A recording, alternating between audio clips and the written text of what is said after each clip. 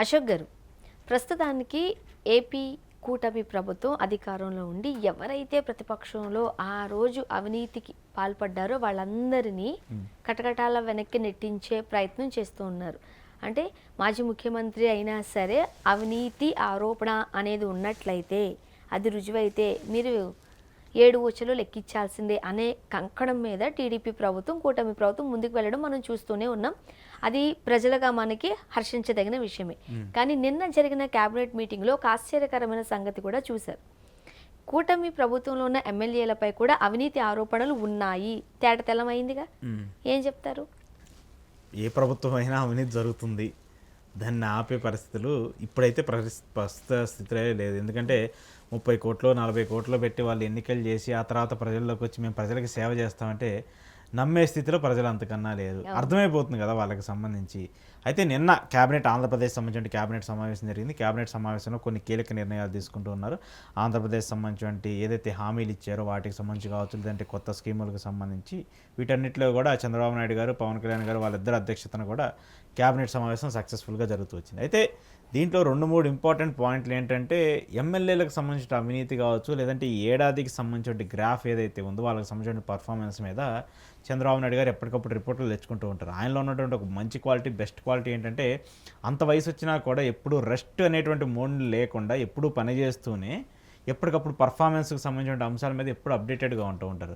దానికి సంబంధించి వాళ్ళ పార్టీకి సంబంధించి 134 మంది టీడీపీ ఎమ్మెల్యేలు ఎవరైతే ఉన్నారో వాళ్ళందరికీ సంబంధించిన ప్రోగ్రెస్ రిపోర్ట్ను తెప్పించుకొని మరి ఏ నియోజకవర్గానికి సంబంధించిన పరిస్థితి ఎలా ఉంది, అక్కడ ప్రజలు ఎలా ఫీల్ అవుతున్నారు, దానికి సంబంధించిన అప్డేట్స్ ఏంటి, ఆ ఎమ్మెల్యే ఏమైనా మారాలా, లేదంటే వాళ్ళ మీద వచ్చేటువంటి ఆరోపణలు ఏంటి, వీటన్నిటిని కూడా స్టడీ చేస్తూ వచ్చారు. అయితే ఈ రీసెంట్గా వచ్చినటువంటి ఇంటెలిజెన్స్ రిపోర్ట్ అంటారా, లేదంటే టీడీపీకి సంబంధించిన పనిచేసినటువంటి కొన్ని సర్వే సంస్థలు అంటారా, వాళ్ళందరూ కూడా చెప్పింది ఏంటంటే, టీడీపీకి సంబంధించిన ఎమ్మెల్యేలు అంటే మెయిన్గా కూటమికి సంబంధించిన ఎమ్మెల్యేలు అందరూ కూడా అవినీతి ఆరోపణలు ఎక్కువగా ఎదుర్కొంటూ ఉన్నారు.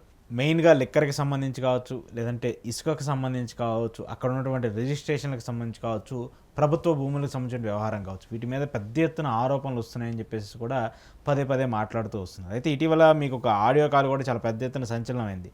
పోలవరం ఎమ్మెల్యే, జనసేనకు సంబంధించిన ఎమ్మెల్యే చిర్రి బాలరాజు గారు ఏడాదిలోనే 100 కోట్లు సంపాదించారని చెప్పేసి మాజీ మంత్రిగా పనిచేసినటువంటి టీడీపీకి సంబంధించిన సీనియర్ నేత దేవినేని ఉమకి సంబంధించినటువంటి ఫోన్ కాల్ ఎంత పెద్ద వైరల్ అయిందో కూడా మాట్లాడుతాం. సరే, ఆ తర్వాత ఆయన బయటకు వచ్చి ఆరోపణలకు సంబంధించి క్లారిటీ ఇస్తూ వచ్చారు. దాని మీద ప్రభుత్వానికి కంప్లైంట్ చేస్తూ వచ్చారు. దాని తర్వాత జనసేన అధినేత పవన్ కళ్యాణ్కి చెప్తూ వచ్చారు. సో ఇవన్నీ చెప్తున్నప్పటికి కూడా ఈ ఆరోపణలు ఎక్కువ అవుతూ ఉన్నాయి కదా.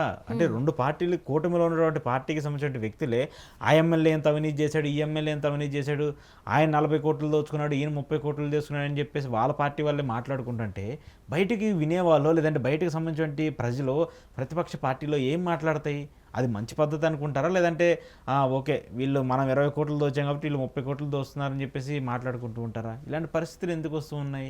అంటే సింగిల్ టైం ఎమ్మెల్యేగా మిగిలిపోవాలని చెప్పేసి ప్రజాప్రతినిధులందరికీ కూడా కోరికగా, ఆశగా ఉందేమో మరి నాకైతే తెలియదు. కానీ చాలా పెద్ద ఎత్తున ఆరోపణలు అయితే వస్తున్నాయి. అంటే గతంలో ఎమ్మెల్యేలు ఆరోపణలు చేయలేదంటే ఖచ్చితంగా చేశారు, వాళ్ళు అవినీతులు చేశారు, వాళ్ళని ఆరోపణలు చేశారు, అందుకే వాళ్ళు ఓడిపోయింది. సరైన ప్రశ్న, ఇప్పుడు ఏ ఎమ్మెల్యే లేకపోతే ఏ అధికారి ఫ్రాడ్ చేశారు అనేది ప్రశ్న కాదు, ఎవరు చేయలేదు అనేది ప్రశ్నగా మిగిలిపోయే అవకాశం ఉండేది. నిజాయితీపరుడు ఎమ్మెల్యే ఎవరున్నారంటే ఇట్లా ఈ 175 మందిలో ఎవరున్నారని చెప్పేసి అటు ఇటు తల ఊపి 4-5 మందిని ఏళ్ల మీద ఎక్కబెట్టి ఆ 4-5 మంది ఎమ్మెల్యేలు వీళ్ళు కూడా ఉంటారా అనేటువంటి చర్చ వస్తుంది కాదు, చిన్నదో ఒక ఆరోపణ అయితే ఉంటుంది. అలాంటి పరిస్థితులు ఉన్నాయి. సో అలా ఇప్పుడు పెద్ద ఎత్తున ఆరోపణలు వస్తున్నటువంటి నేపథ్యంలో, ఎందుకంటే ప్రభుత్వానికి సంబంధించి ఇచ్చినటువంటి హామీలనే అమలు చేసే స్థితి బాగాలేదు, ఆర్థిక వ్యవస్థ బాగాలేదని చెప్పి చంద్రబాబు నాయుడు గారు, పవన్ కళ్యాణ్ గారు పదే ఆరోపణలు చేస్తున్నారు.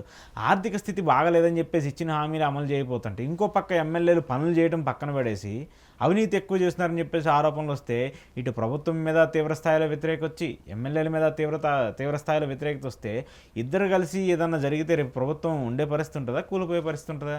గతంలో అదే కదా జరిగింది.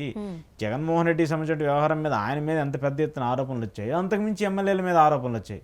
అందుకోసమే ఆయనకు 11 స్థానాలకు ఇచ్చి కూర్చోబెట్టారు, మనకి 164 స్థానాలు ఇచ్చి నిలబెట్టారు. మరి దాన్ని మనం ఏం చూసి నేర్చుకుంటున్నాం, మనం దానికి సంబంధించి మనం ఏం మార్పులు చేర్పులు చేసుకుంటూ ఉన్నాము, అది కూడా చేయాల్సింది. దానికి సంబంధించి నిన్న చంద్రబాబు నాయుడు గారు చాలా సీరియస్ అవుతూ వచ్చారు. ఎమ్మెల్యేలకు సంబంధించి చాలా సీరియస్ వార్నింగ్ ఇస్తూ వచ్చారు. మీ పర్ఫార్మెన్స్ కానీ మీ పనితీరు కానీ బాగలేకపోతే, దాంతోపాటు ఎవరైనా పెద్ద ఎత్తున ఆరోపణలు కావచ్చు, అవినీతికి సంబంధించిన వ్యవహారాలకు సంబంధించి పెద్ద ఎత్తున వస్తే మాత్రము ఖచ్చితంగా వాళ్ళ మీద చర్యలు తీసుకుంటాను, వాళ్ళందరినీ పక్కన పెట్టేసి వాళ్ళ స్థానంలో కొత్త వ్యక్తులకు అవకాశం ఇచ్చాను, నెక్స్ట్ ఎన్నికల్లో పోటీ చేస్తాను తప్పితే మీరు మాత్రం సింగిల్ టైం ఎమ్మెల్యేగా మిగిపోవాలని కోరికను పక్కన పెట్టేసుకున్నట్టు కూడా ఆయన మాట్లాడుతూ వచ్చారు. మరి జగన్మోహన్ రెడ్డి గారు తను ప్రభుత్వంలో అధికారంలో ఉన్నప్పుడు ఇదే మనం ఒకటి చూసాం. ఒక 2.5 ఏళ్ళు అయిన తర్వాత వాళ్ళ పనితీరును పట్టి వాళ్ళకున్న ఆ స్థానాలు ఏవైతే ఉన్నాయో అవి ఓడబీకేశారు. అదే నెక్స్ట్ ఎలక్షన్స్కి వచ్చేసరికి కాస్త ఇబ్బందికరమైన అంశంగా మారింది అనేది కూడా ఏపీ ప్రజలు మాట్లాడుకోవడం మనం చూసాం. ఇప్పుడు చంద్రబాబు నాయుడు గారు మళ్ళీ అదే సేమ్ రాంగ్ చేస్తారని మనం అనుకోలేం.